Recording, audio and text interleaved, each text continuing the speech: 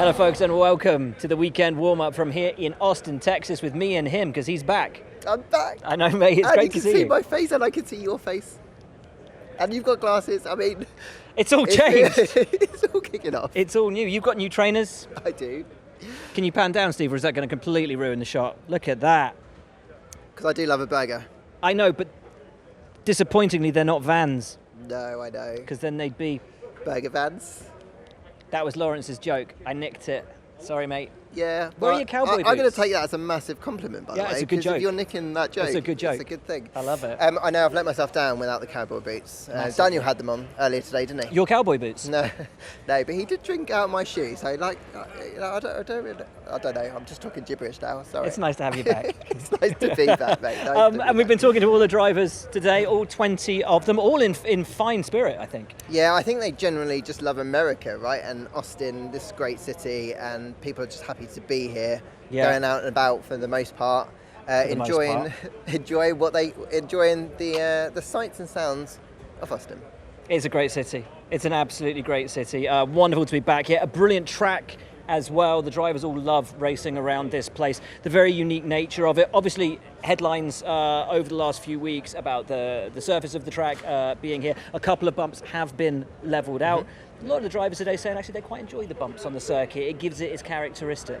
Yeah, I think it just adds to the challenge of what is a pretty mega circuit. I was doing some links for Tech Talk today up that steep turn one. It's steep, isn't it? It's steep and it was hot, and I know that the driver's going to be in a car and not running up a hill, but can you imagine in the heat, 30 degrees this weekend, it's going to be a challenge. And this is it, it's really, really different. I've packed atrociously for the weekend because I didn't look at the weather forecast and just assumed... You've double layered? Yeah, well, I always do, but I just assumed it was going to be like Austin always is, and we had ice on the windows last time we were here in the morning. The mornings felt like pre-season testing, freezing.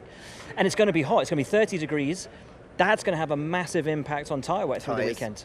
Yeah, exactly that. And Pirelli weren't obviously been able to predict those kind of conditions when they made their selections. The command to be interesting, especially in FP1 and FP2, as they start to gather that kind of data, long run and short run, how it's going to react for the rest of the weekend. Enough of us yabbering on. You want to hear from some drivers.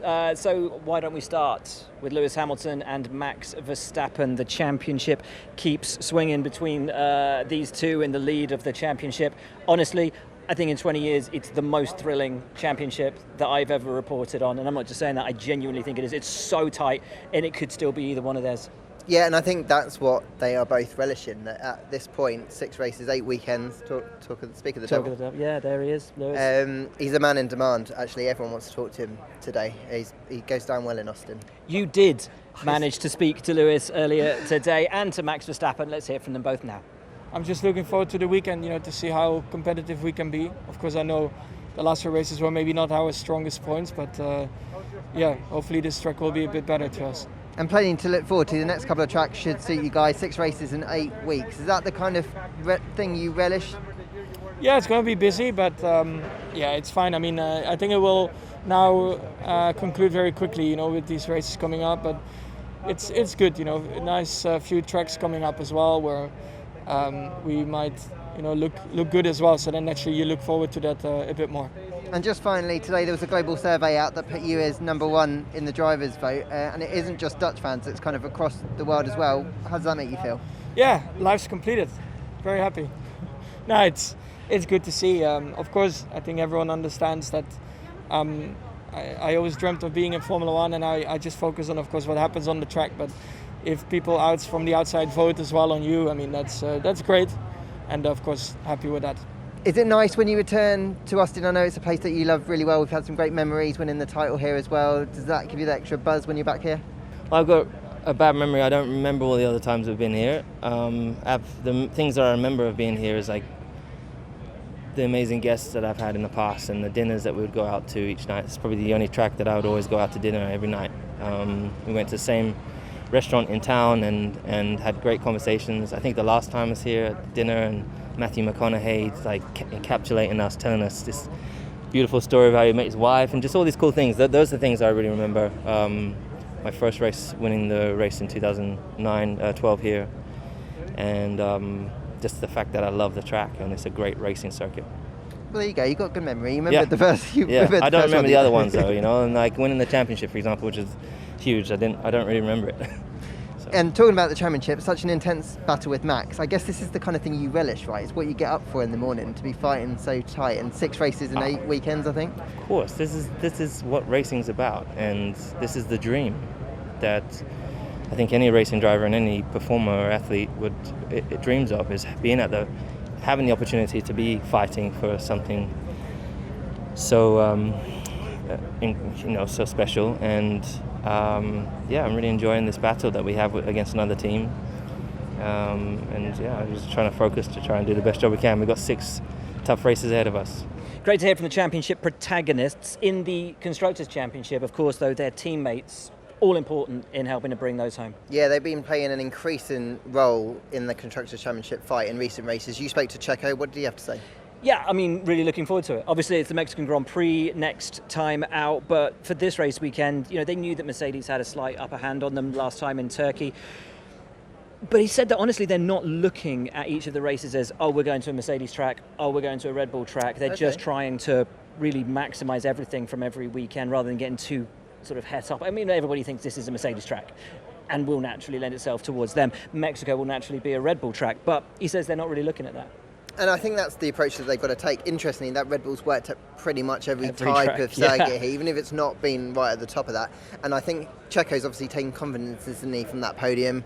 If he can string a string of results together, that's exactly what Red Bull need him to be doing right now. Yeah, absolutely. And you talked to Bottas as well. Yeah, I did talk to Bottas. Obviously, off the win last time out, and a great weekend for him. Actually, he's been really impressive ever since he signed his deal to go down to Alfa Romeo. Should have signed it much earlier. I know. He's had a great run. He's in really good spirits at the moment. And actually ended up just talking about how it's going to be Christmas before we know it. He loves Christmas, and ended up coming out with, I think, my favourite answer of the day, because I asked him, and it was quite a convoluted question, because he said, I love Christmas, and I was thinking about Christmas. I was like, how does an F1 driver do Christmas shopping? Because I remember back in when I first started out, there was I remember when Pablo Montoya filled Heinz-Harald Frenzen's underpants full of deep heat. You know, the stuff that you rub on. Yeah, and then it gives you that tingling. During testing as a bit of a joke. Wow. And Frenzen got really angry with him. I'm pretty sure it was Frenzen anyway, and said, and it was one of the best lines I've ever heard in 20 years of F1. I'm a Formula One driver. I don't have time to buy underpants, which I thought was great. And so I wanted to know from Valtteri, like, as an F1 driver, do you have time to do your own Christmas shopping, or do you get someone to do it for you? I actually do it myself. I'm like efficiency, so I choose a day. Normally it's too close to Christmas, so it's very busy at the shops, but I take it. I try to do everything in one day, so I make a bit of a plan which shops to go, and sometimes I've traveled somewhere to another city to do the shopping, and then it's done. So I try to be efficient. One day of stress of that, and then it's done. So down here at McLaren, Lando Norris, mid-interview, has a new helmet this weekend. Easy Rider. The stars and the stripes. It has an M on the sides. Do you know why? Why? McLaren. I was just going to say, he likes designing his own helmet, so this is not a shock that he's got a new helmet this week. No, it looks really cool. Looks really cool. Both guys really embracing the whole Austin thing, as they always do. As you said, Daniel in full cowboy get-up. And in the interview that we did with him in the pen, I did with him in the pen today, he did it in an American accent all the way through. We're going to hear that in a minute. I want to talk about Lando first, though. Is that all right? Yeah, this is great. I'm so glad you're back. Go on then, talk about Lando. So today there was a global fan survey out, and he was voted among the female recipients as the most popular driver. Right. Interestingly enough, and the second overall behind Max Verstappen. Overall globally, as the most popular driver? The most popular driver, yeah. Wow. Which is a pretty phenomenal achievement, given this is only his third season in Formula One. That's huge, isn't it? And McLaren, most popular team. Exactly that, yeah. And I imagine Daniel and Lando, that kind of personality split that they've got at McLaren really helps. But it's not just the drivers, is it? There is, a sort of a really lovely aura around McLaren, the whole sort of team papaya, very kind of family nature of McLaren at the moment. It's really embraced its fan base, which is growing, sort of daily around the world. Yeah, the team spirit around that place, especially since Andreas joined the team, has been, like you said, off the charts. Yeah, it's huge. And I guess they feed off the drivers and the on-track performance, which has been pretty phenomenal this year. We'll talk Daniel Ricardo very quickly before we hear from him. Loves this place, always gets here early to fill himself up with barbecue. How was he when you spoke to him? Super excited, not just to be here eating barbecue, not just be here to do the circuit, because of course he's going to be driving the Dale Earnhardt car that he was so excited to. Car. Yeah, exactly that. Like childhood, gives him really good memories. He made that bet with Zach Brown, get a podium, gets to drive it, got a podium. Well, got a win. Yeah. And gets to drive it, and he's going to do it twice this weekend, Saturday and Sunday. Absolutely huge. Let's hear from him. Well, hell, Boogity, I'm very excited because Earnhardt was an absolute hero of mine. To be able to drive the 84 Earnhardt car, I believe he won 5 races in that car. It's special. The livery is amazing. The Wrangler jeans, the blue and yellow, the big 3 on it. It's a crazy. So, in this calendar year, I got to drive, a hero in Santa's car in Goodwood, and boy, in a few days' time, I want to drive Earnhardt. So it's a real pinch me kind of moment right now. Daniel Ricardo, loving life in Austin, just loving life in general. Yeah. His former teammate Esteban Ocon, I spoke to him earlier today, who was talking about how tough the season has been for Alpine, and it has been hard when you look at it on the basis of the year as a whole. It didn't start off strongly for them. And Fernando has talked about how impressed he's been with Esteban through the year, and Esteban was talking about just how much he and the team as a whole have learned throughout this season, and obviously how well he thinks it's going to set them up for next year. Relishing the next few races, loves this place. I think that's a fairly familiar theme with all the drivers. How was Fernando? Fernando was in great form. I was talking more generally about how he's found this year in the final quarter, and this is his comeback year, of course, and he said he's actually enjoyed it much more than he thought he would do. Interesting. He had high hopes and he was excited to be back, but I think the time he spent with the team, with Esteban and that relationship that they've built, and I guess the fun stuff that comes with being in Formula One, I think he's really enjoyed. He appreciated that this was going to be a difficult year for Alpine, like you said, and it's kind of worked out. But 9 points in the last 11 races, he's super consistent. He's getting the most out of that package. It's no wonder, really, that he's in such a good mood. Yeah, and he's racing, as you say, he's racing absolutely beautifully. That fighting spirit is there, and you sense if you get another crazy race, Fernando will be right up there. Seeing him on the podium again, that would pop off, wouldn't it? Having Fernando back on the podium, yeah, it'd be great. And you know what? I think he'll get a massive kick out of it. Of course, he wants to win, but I think to be back on the podium, especially with his team at the bottom, I think it'll be huge. Yeah. From Fernando to another world champion in Seb, we are of course standing outside Aston Martin. Seb's a funny one right now for me because he always seems really low when you talk to him, don't you think? Like he just seems a bit I don't know if he's kind of tired or exhausted or just a bit kind of like down with what's been a really difficult season. But then you start talking to him and he always has such wonderfully positive, lovely things to say. Because he is just a nice guy, right? He's nice to have a conversation with, and I suppose it's that difficult balance of judging how difficult it is on track in this team, kind of trying to settle in and get on top of things, and judging the kind of character that he is as a person. But he's spoken for so many great things. He's used his platform so well this year, and I kind of hope for him that some of the races go a little bit more to come to him. He hasn't had the best of luck. He obviously lost that podium earlier this year as well. And he's just, it just could do, great soundtrack. Joe, our audio guy's going to be delighted by that, isn't he? That just blew his eardrums. It was good when I talked to him earlier today. Particularly, he was talking about the new factory. I drove past it the other day when I went to get my COVID test at Silverstone, and within the space of a couple of weeks, it's gone from being a field to the shell of the thing is pretty much there. Oh, we got the podium now as well. This is great. Let's hear from Lance Stroll. I always enjoy this part of the season, though. Coming back to the States is nice, close to home, which is nice. So I'm looking forward to the weekend. What is it? What's different about being over here? Is it just something about the vibe, something about the atmosphere of the place?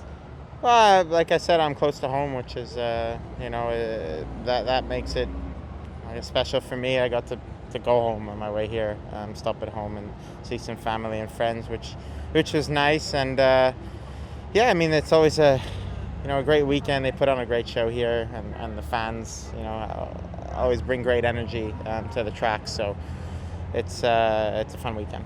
Now, earlier in the show, we were talking about McLaren, who have all season long been embroiled in a brilliant battle with Ferrari. Is it now, though, advantage Ferrari with these last 6 races after the recent upgrades? Yeah, Charles was talking today about the last 2 upgrades they put on the car have shown a performance step that correlates with the data back at the factory. And I think that's great news, obviously, for 2022 and the development. But for this year and P3 in that fight with McLaren, it's huge because they do feel like they've got the momentum at the moment. Yeah, absolutely. I was talking to Carlos, and he said something very similar. Yeah, let's not forget that the step is little, but at this stage of the season, this little step, it can be very important because no one is really evolving cars now. Everyone is pretty much just waiting for next year to come. So to have this little upgrade that we had in the recent races really makes a difference, to a competitive picture. No, so we're positive about the next. We are within reach of McLaren. So if we do a good job in these last 6 races, we can beat them. They will still have a quicker car in some races. Maybe we will have a quicker car in others. So it will be all about maximizing it. Nikita Mazepin and Callum Ilott having a nice friendly catch-up. Proof evident that time is a healer. And Mick Schumacher was chatting to them as well. Yeah, look, he's just walked back in. Look, with his lid for the weekend. Oh, looks very cool. I like the fact that everyone gets a fresh lid for Austin. Very funky. I like that kind of the bronzing on that. Look really cool, like holographic. Look cool. Sorry, no, yeah. Helmet. Missed you. Where are we starting? Oh yeah, AlphaTauri. You spoke to Yuki. Yeah, he was in a really good mood. I know he's had a tough season, but I felt even though he had that moment in Turkey where he didn't score points, that battle with Lewis did the team job right, didn't he? He helped Red Bull, the family, out. I think people overlooked that. Obviously, lost temperature in the tyres. All that happened. He's put it behind him, and he was kind of looking forward to this weekend because he knows that car has been strong at many circuits this year. Yeah. And if he can kind of get it in the right winner really early doors, he reckons he can have a good weekend. Read an interesting article in the week. Pierre Gasly is doing to Yuki Tsunoda what Max Verstappen did to Pierre Gasly. Agree or disagree? I can kind of see what you mean on one side because Pierre is Not performing. me, I didn't write it. No. Okay, I can agree with the person who wrote that article, in that Pierre's obviously had such a strong season. Hasn't really put a foot wrong, so it must be tough for someone new coming in to try and find their feet in the same way I get it that Pierre had with Max. But I also think that Yuki's had a couple of... We're doing great. It's one of those days, isn't it? Carry on. It kind of is. I think Yuki's probably had a few moments where... I'm trying to hold it together. Yuki's probably had a few more... He has had a few moments, hasn't he? He has. Yeah. Which has really put him on the back foot. And when he's only got 2 years of single-seater experience internationally, crazy, isn't it? All of these things are going to hurt him even more. So we've got to keep remembering that, I think. And that's why France is just backing him. And your job as a driver, your first job is to beat your teammate. Mm-hmm. That is it.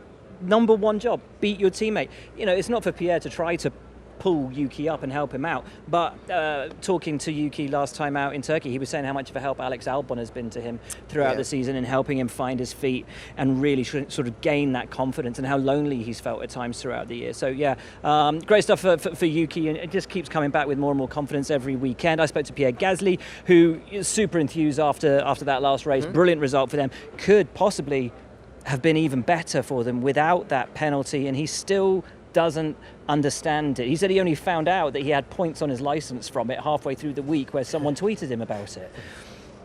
He doesn't understand it. He says that the rules of can you race, can't you race on the first lap need to be tightened up. They need more clarity over it. He will be talking to Michael Massey, drivers briefing this weekend, because that's what it's for. He just wants to find out and to get clarity through all the drivers of, well, in that kind of a situation, who is at fault? Because the steward's document said he was wholly to blame. So, there's that. He did mention as well that he wanted some clarification over, or that he didn't find it fair, sorry, I should say, don't want to put words in his mouth, didn't find it fair that Fernando didn't get a penalty for starting his lap under double-waved yellows in Turkey.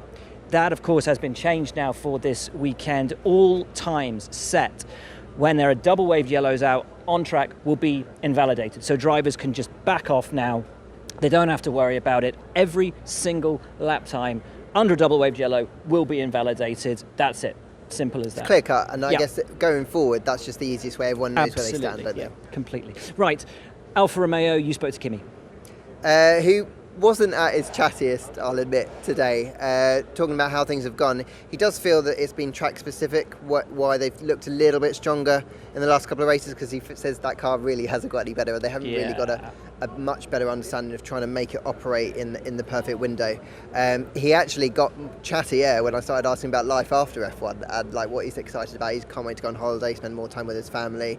I am starting to think he's sort of checking out a little bit. Really? Still loving it on track, but when I say checking out, relaxing into it and knowing that these are the last 6 races, let's make the most of it, let's enjoy it out on track, but actually just enjoy what's left of his Formula 1 career. One guy I worry about whether he can enjoy these last 6 races is Antonio Giovinazzi, because he doesn't know what his future is, and as he told me today, it's not in my hands, it's not my decision. I can't plan for a future that ultimately isn't mine to decide. And I think he knows deep down these are going to be his last races for now as a Formula 1 driver, but he can't go into them thinking, I'll give it everything and I'll go out on a high, because he doesn't want to go out. No. And it's really hard. I feel for him, I really do. It's the worst position to be in, really, because he doesn't get the benefit of either situation, because he's kind of in the middle. He's Ferrari backed, so that's got to help him hopefully going forward. Particularly as they launch into the hypercar at Le Mans, they're going to have a decent number of cars there that they're going to need to fill. I think he'd be cracking at Le Mans if he ultimately decided to do that, or if Ferrari decide that that's where they want to put him. Yeah, Ferrari rate him, at the end of the day as a racing driver, and ideally they'd like to keep him Formula 1. He's always a good option. Worst case scenario, they need a reserve at Ferrari to step in. Yeah. They would like to put him in the car, but ultimately, if there's not an opportunity here, they might find him something else somewhere else. Antonio, Callum, +1. At Le Mans for Ferrari. That sounds pretty cool. That'd be amazing, wouldn't it? Absolutely incredible. Why not Mick Schumacher as well? That'd be quite fun, wouldn't it? He only wants to focus on F1 right now, though, doesn't he? Well, let's talk Mick Schumacher, because you spoke to him earlier today. Yeah, and he was, home race for Haas, not been around this place either, and I feel he's got a load of confidence from that Q2 performance last time out in Turkey, and he didn't really get to use the France one when he got to Q2, so it was cool for him to have that. And he was talking interestingly about the motivation that's given the rest of the team, because we forget how hard it is on the guys on the ground who are coming in and putting this car together for them every week in, week out, knowing they're probably not going to score points. So to get that result, but also show crucially operationally when they get the chance they can nail it. He said it's had a massive effect on the team, and it's going to be difficult for them to get points here and for the rest of the season, but I think that's a really good sign. I think the way the team is operating, the confidence Mick is taking, the confidence the team are taking from that one individual performance. Yeah, Nikita was saying he's loving being in America. First time for him ever in America, and he's really, really enjoying it. He said that if they have more than the couple of races that are due to be here, obviously Miami coming on board next year, he's going to be a very, very fat man because he enjoys the food a lot, but just loves the culture, loves it out here, loves the people, says it's cracking, and he's hoping for a good weekend this weekend. Let's hear though from his teammate Mick Schumacher, who, as Lawrence said, full of confidence after that brilliant Q2 run last time out. It's great booster, but also for the whole team in terms of motivation. It was great to see the guys so excited, and the whole team really just pumped after it, and definitely happy to be here. Don't know if we will manage to do it again, but we'll try. On a personal level as well, it's not that you need confirmation that you're fast, but I guess little instances like this in a year where you can't really perform that well on track must really help. It helps, but it also gives the little shiny moments for us where we are mentioned in some ways, and if we can't do it elsewhere, we have to do it there. All of which leaves us with Williams, who have been in some run of form, points in 4 of the last 6 races. It's insane, isn't it? Incredible, considering they went on such a long run and hadn't scored any points. Nicky, when I was talking to him earlier today, said Hungary was a little bit fortunate, kind of played into their hands, but thereafter, is what I'm going to say, it's 2 words at the same time. Operationally, they've been really strong. Performance of the car has been improving, and that means that he goes into this weekend in Austin and the rest of the season hopeful that they can have more strong results like that. George said something really similar, and it was fascinating. He said, look, we're not going to fight for 7th. We know that, they're too far ahead. But 9th is at a pretty safe margin as well. Yeah. So we can take chances. We can experiment with setup. We can try things out. We've never been in that position before where actually we can go into the weekends and we don't have to stress about it. We can be quite relaxed. And it's huge what that's done to actually open up that possibility for the team to really push forward. It's great. It's absolutely wonderful for them. It's really nice to see them on the front foot, Yeah. because for so long they've kind of just been trying to get what they can. So for George to be able to talk like that, for Nicky and the confidence that he's got this year, often in the shadow, I think, of George, because he's had such strong results. And George has been saying Nicky's actually been pushing me because he's been racing so strongly this year. And that bodes well for Williams next year, Yeah. I think. You know, keeping Nicky on, bringing Alex into the fold. They've got someone there that, you know, George is rating highly, that they can see for themselves is performing strongly. You know, looking really good for these guys right now. Really is. Right, that is pretty much it. We just have to do predictions. I was stressing about this earlier. I haven't given it any thought yet, Okay. so go for it. So I've given it some thought, and I'm going to go really dull and go Lewis to win, because I genuinely think that this is a Mercedes circuit and he's going to get the job done, and he is just so good here. But then I'm going to go Bottas, Okay. and then I'm going to go Lando, so I'm not even going to go Red Bull on the podium. Ooh, interesting. I'm going to go Bottas, Perez. Oh, I don't know if I'm going to go Carlos or Daniel. Oh, okay, so what's off Lewis and Max? They're going to have contact. They're not going to finish. There you go, had it here first. Or they might finish, but like not on the podium. But they're going to do one or the other, I guess, aren't they? Yes, they're either going to finish the race or not finish the race. Yes. You heard it here first. Thanks so much for tuning in, folks. Lawrence, it's been great having you back, mate. It's nice to be back. It is great to have you back.